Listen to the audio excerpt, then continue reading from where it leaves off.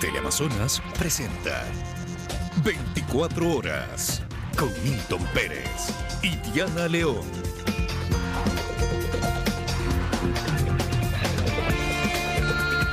Aquí empezamos. Tras llegar a acuerdos, los transportistas descartaron su participación en las movilizaciones convocadas para mañana, 4 de julio. Este miércoles se desarrolló la tercera mesa de diálogo con el gobierno. Así fue como llegaron los presidentes de al menos 8 gremios de transporte hasta el Ministerio de Gobierno este miércoles para su tercera reunión con las autoridades, en las que se abordan temas como seguridad y otras demandas. Aunque ya habían acuerdos preliminares, esta conversación era crucial, pues allí los transportistas esperaban que se concreten, o de lo contrario advertían con unirse a las movilizaciones previstas para este 4 de julio. Y en caso de no tener resultados concretos, cada organización tendrá su posibilidad de analizar internamente. Pero tras 2 horas de reunión, esa postura cambió y anunciaron que los resultados fueron positivos. Se descarta la posibilidad de paralizar cualquier actividad del transporte.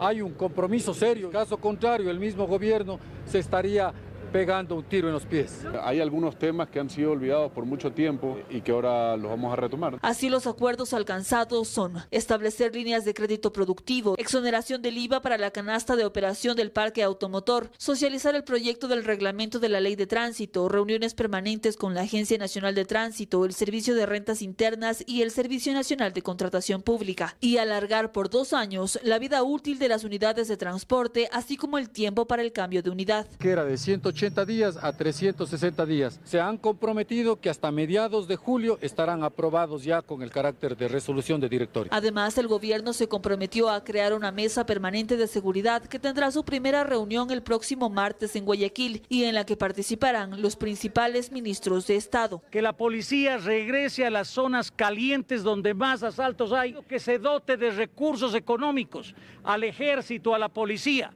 Si ha habido un incremento del IVA, tiene que reinvertirse. Los transportistas esperan que en los próximos 2 meses se emitan las resoluciones que conviertan en realidad los ofrecimientos.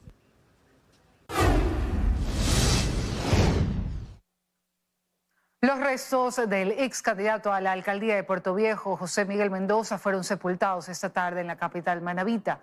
En tanto, se intensifican las operaciones militares en esa provincia tras la declaratoria de estado de excepción. Pasadas las 8 de la noche del martes, el cuerpo del ex candidato a la alcaldía de Puerto Viejo, José Miguel Mendoza, salió del centro forense de Manta rumbo a la parroquia Colón. Los restos del político, que quedó en segundo lugar en las elecciones seccionales del 2023, fueron velados en su domicilio y en horas de la tarde fue sepultado en un camposanto de la capital manabita. Mientras tanto, en Manabí las operaciones militares masivas ininterrumpidas se intensifican tras la declaratoria de estado de excepción.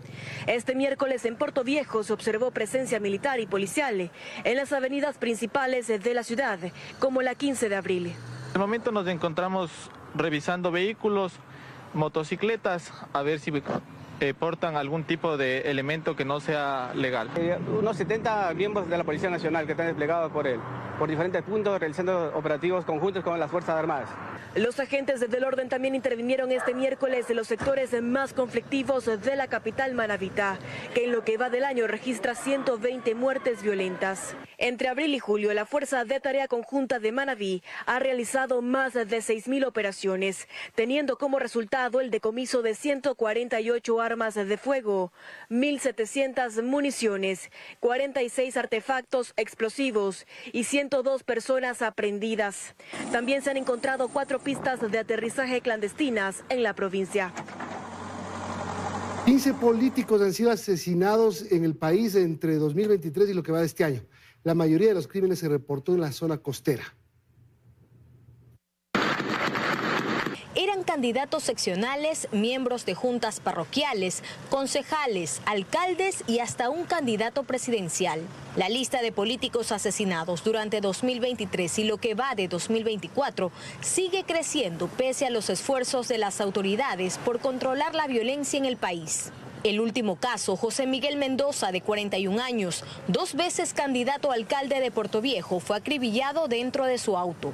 Hasta ahora se contabilizan al menos 15 políticos asesinados, 13 de ellos en la zona costera del país. Esmeraldas, Manabí, Guayas, Santa Elena y El Oro.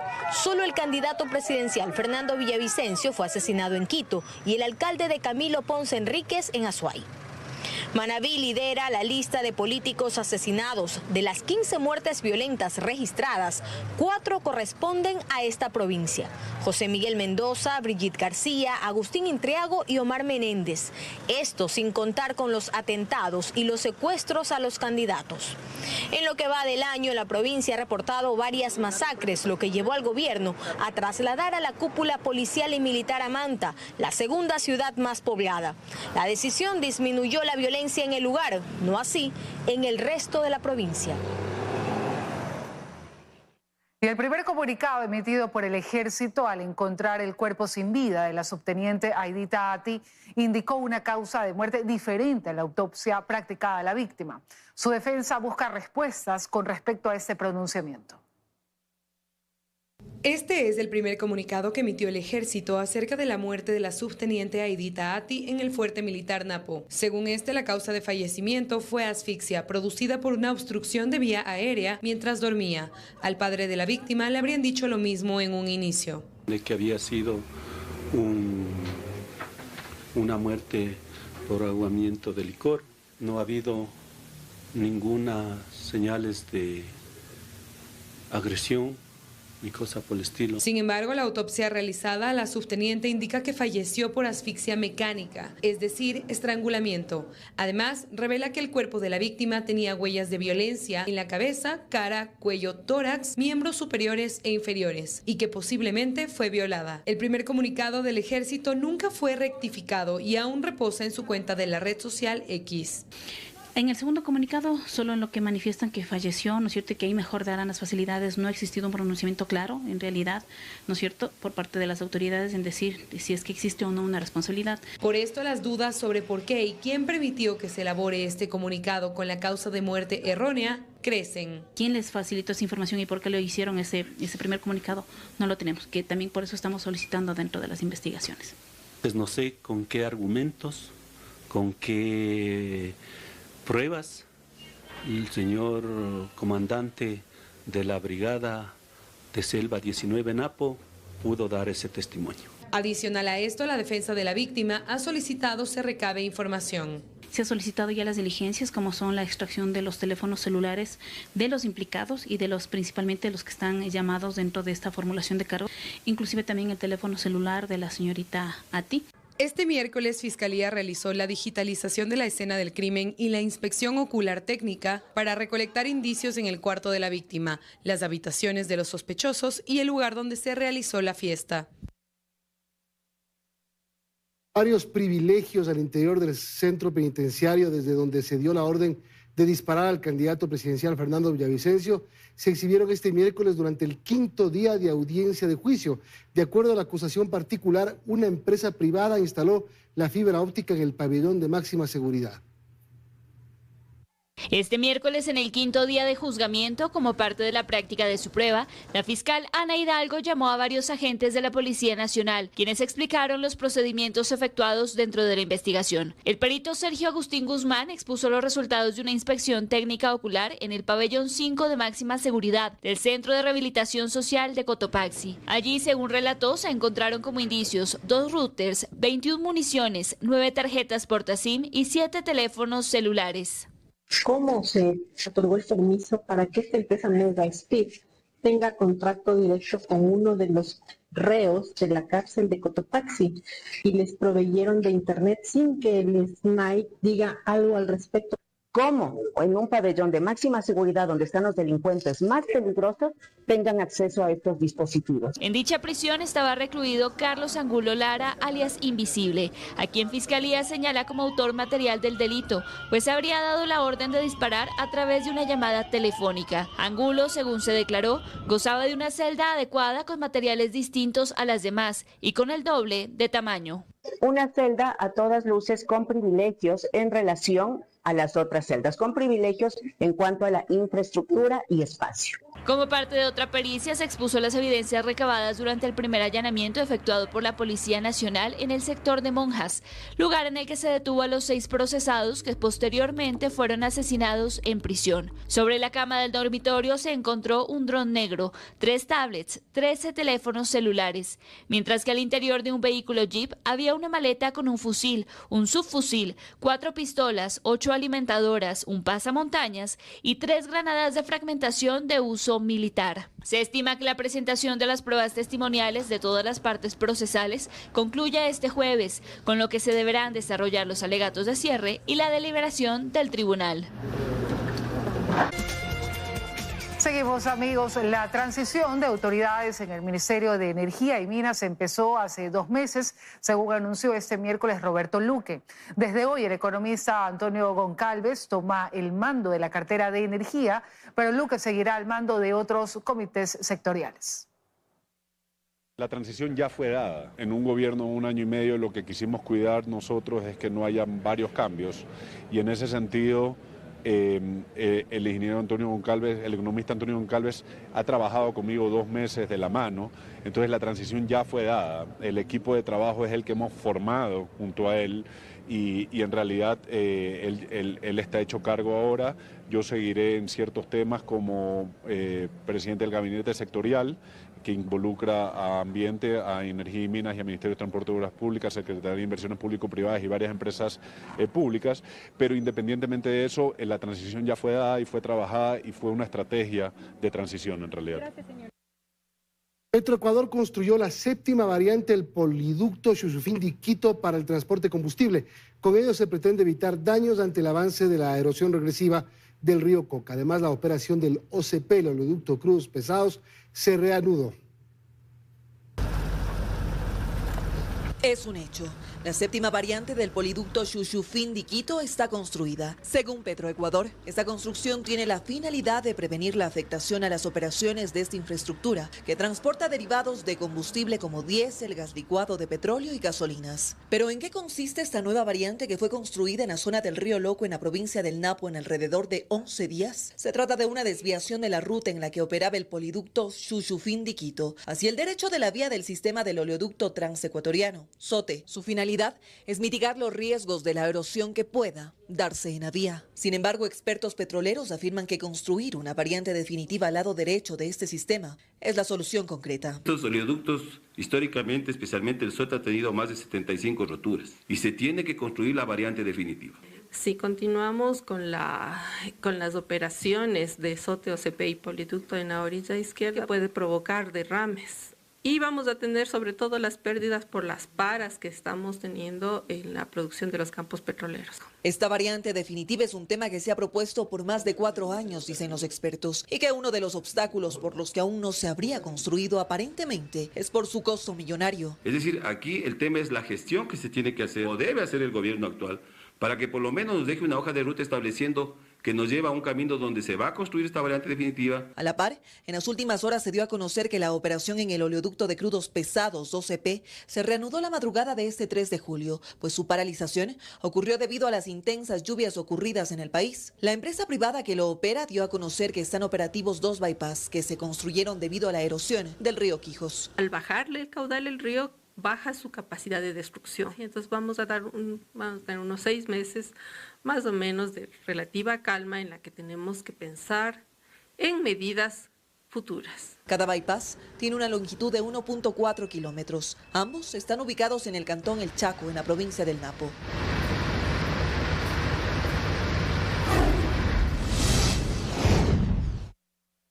En el cantón Camilo Ponce Enríquez, provincia de Azuay, grupos terroristas libran una sangrienta guerra por el control de la minería. Según la policía, 15 de las 30 muertes violentas reportadas en lo que va del 2024 en esa localidad ocurrieron en junio. Se ubica entre las provincias de Guayas y El Oro. Este pequeño poblado de apenas 23.000 habitantes es Camilo Ponce Enríquez, perteneciente a Azuay, la única ciudad de esa provincia donde, por los niveles de violencia registrados, rige un nuevo estado de excepción. Hay varias razones. Los asesinatos ahí reportados han incrementado en un 82% en relación al 2023. Junio fue un mes particularmente violento. Se contaron 15 muertes violentas, la mitad de todas las que se reportan desde inicios de 2024. Detrás, una reconocida guerra entre organizaciones delictivas por el control de concesiones mineras. Alimentan una dinámica perversa de competencia entre organizaciones. Hay algunas concesiones que son legales, otras que supuestamente están en trámite de sus permisos, otras presuntamente son ilegales. Todo eso está en proceso de investigación. Ponce Enríquez es literalmente una mina de oro para el crimen organizado. Evidencia de la profunda crisis de seguridad en ese cantón. El hallazgo de 8 cuerpos decapitados e incinerados con huellas de extrema violencia. Se ha identificado a una organización delictiva predominante en la zona, Los Lobos. 2 de ellos fueron detenidos el 17 de junio pasado tras un duro enfrentamiento a tiros con las Fuerzas Armadas. Este miércoles también se informó sobre la liberación de 2 personas secuestradas en ese cantón. Los Lobos nuevamente detrás. Se tiene conocimiento que es este GDO el que estaría interviniendo, operando en este sector. Sin olvidar que en ese cantón su máxima autoridad, el alcalde José Sánchez, fue asesinado el pasado 17 de abril. 2 días después, sicarios le quitaron la vida también a Jorge Maldonado, alcalde de Portobelo en la parte alta de la provincia de El Oro, otro cantón minero. Durante estos últimos 3 días, la Policía Nacional decomisó alrededor de 5 toneladas de droga. Ricardo Alcíbar está en el estudio y nos tiene toda la información. Ricardo. Hola, ¿qué tal? Así es, muchas gracias. Del lunes 1 de julio al miércoles 3, las unidades antinarcóticos de la Policía Nacional ejecutaron varios operativos a escala nacional donde decomisaron alrededor de 5 toneladas de droga.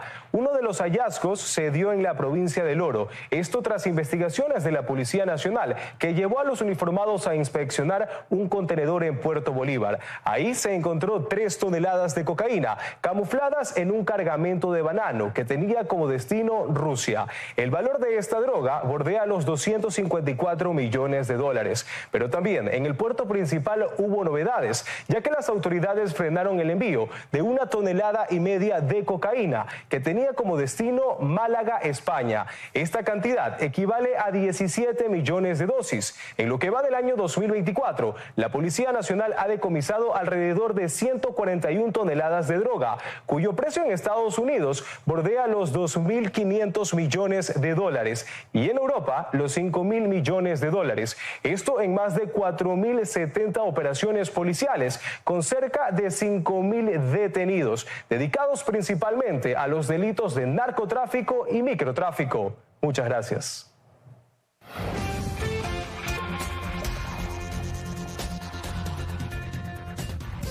Más noticias del bloqueo del puente Rumichaca genera grandes pérdidas al comercio internacional.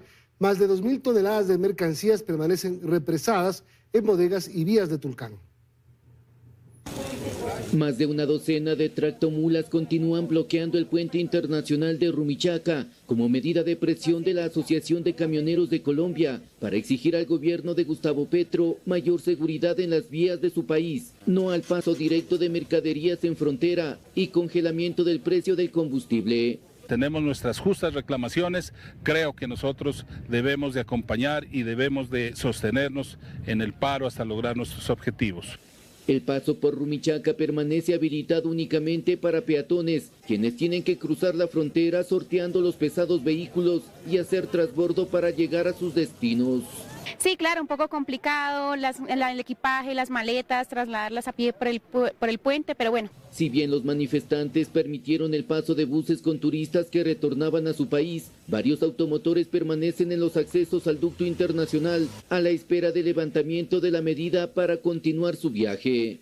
Yo vengo desde Santo Domingo, vengo a hacer un trámite en Colombia, pero lastimosamente con esto no he podido pasar. Más de 2.000 toneladas de mercancías están represadas en bodegas de almaceneras de Tulcán, muchas de ellas con productos perecibles que empiezan a dañarse. El día de ayer teníamos 52 vehículos, hoy estamos estimando 80 a 100 vehículos. El producto más afectado está cebolla, está banano, está camarón. Las pérdidas que genera la protesta de los camioneros colombianos asciende a los $2 millones diarios por concepto de importaciones y exportaciones estancadas. Aproximadamente perdiendo de 700 a 800 mil dólares en exportaciones y dentro de lo que es importaciones 1.200.000 a 1.500.000. Desde Carchi se pide un paso humanitario que permita trasladar los camiones ecuatorianos detenidos en Ipiales con mercadería de exportación, 22 de ellos con banano, 10 con atún y sardina y 20 con mercancía no perecible. La vía Baños-Puyo está habilitada una vez que terminó la instalación de un puente provisional. El flujo vehicular es controlado porque solo cuenta con un carril en los 51 metros de longitud. Las autoridades explicaron que dependerá del clima y la cantidad de lluvias para anunciar la restricción total o parcial en ciertos tramos de la vía. El puente metálico de 51 metros está listo y se ubicó exitosamente sobre el puente de hormigón, que fue afectado en el último deslave en el sector de La Merced en la parroquia Río Verde. Tienen capacidad para 48 toneladas, tiene por objeto proteger el puente que se encuentra debajo. Se ha hecho un reforzamiento de las bases y un trabajo de cimentación que nos va a permitir garantizar de que por 21 días, que es lo que se dice la técnica para el fraguado del hormigón, se pueda mantener el puente totalmente aislado de las cargas. Ahora la circulación vehicular está habilitada con un estricto control, ya que solo se cuenta con un carril. Definitivamente el paso se va a dar de acuerdo a las condiciones climáticas y va a ser un paso controlado. Además, las autoridades explicaron que los deslizamientos continúan en varias zonas. En la actualidad tenemos un deslizamiento de tierra en el punto cero en Quilloturo y estamos ahorita realizando la limpieza.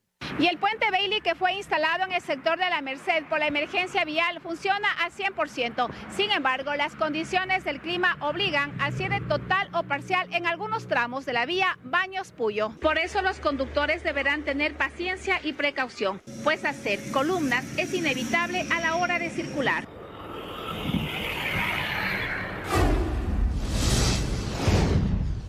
Con una sola modificación en cuanto a la minería artesanal, la Comisión Multipartidista se ratificó en el informe para segundo debate del proyecto de ley de la consulta popular.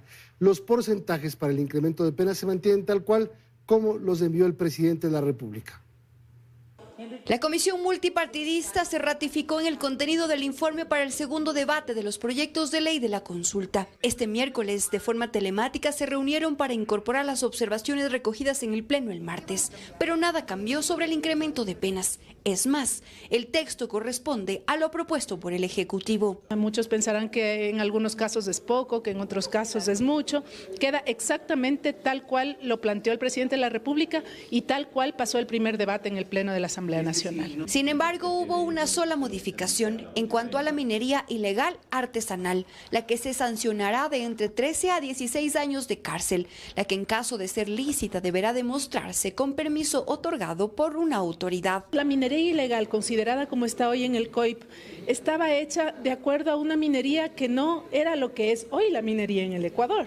Hoy la minería en el Ecuador ilegal sostiene y financia estructuras criminales. Respecto del incremento de penas, continúan los cuestionamientos. La Revolución Ciudadana y Construye insisten en la necesidad de que se revise la proporción antes de aprobar estas reformas. Por el bien del país no podemos llevar adelante un proceso únicamente de populismo penal. Tenemos que buscar que se dé garantías de seguridad jurídica. Por ejemplo, los delitos contra la vida y contra la integridad tiene penas que son graves, elevadas, y otros delitos que podrían muy bien canalizarse para la reinserción en la sociedad. El gobierno se defiende y dice que si bien esto no soluciona la inseguridad, será un instrumento para el trabajo de las fuerzas del orden. Usted vaya y dígale a una mujer que ha sido violada, usted vaya y dígale a una familia al que le mataron a un ser humano si le importa la dosimetría. Sobre la reforma a la ley de extinción de dominio, aclara que el tiempo de la instrucción fiscal para estos casos se reduce a 3 meses y se incluyen nuevos sujetos a los que la incautación de bienes pudiera darse sin sentencia ejecutoriada previa.